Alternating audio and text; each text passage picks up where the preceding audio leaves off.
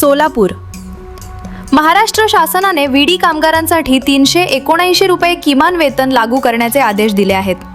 मात्र या आदेशाला विरोध करत विडी कारखाने बंद करण्याची आणि तेलंगणा राज्यात स्थलांतरित करण्याची भूमिका काही कारखानदारांनी घेतल्याचा आरोप करण्यात आला आहे.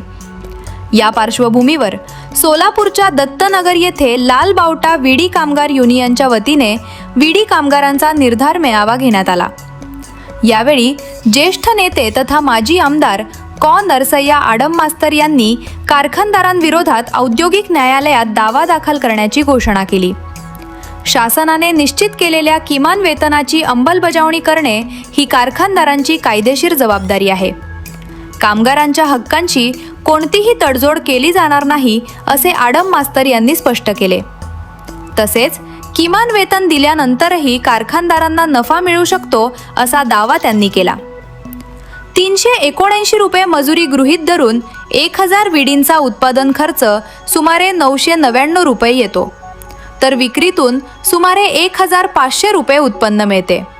त्यामुळे प्रत्येक 1000 विडींमागे सुमारे 501 रुपयांचा फरक शिल्लक राहतो असा दावा त्यांनी केला. कारखानदारांनी शासनाच्या आदेशाची अंमलबजावणी न केल्यास आंदोलन अधिक तीव्र करण्याचा इशारा यावेळी देण्यात आला. विडी कामगारांना त्यांचे कायदेशीर हक्क, किमान वेतन आणि कामगार कायद्यानुसार मिळणारे सर्व लाभ मिळवून देण्यासाठी लाल बावटा विडी कामगार युनियन पूर्ण ताकदीने लढा देईल असा निर्धार मेळाव्यात करण्यात आला.